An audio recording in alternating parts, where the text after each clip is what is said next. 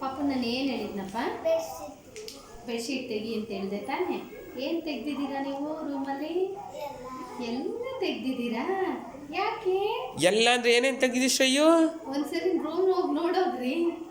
ಏನು ರೂಮ್ ಒಂದ್ಸರಿ ನೋಡ್ರಿ. ಓ ಶ್ರೇಯು ಏನೇನು ತೆಗ್ದಿದ್ದೀರಾ? ಓ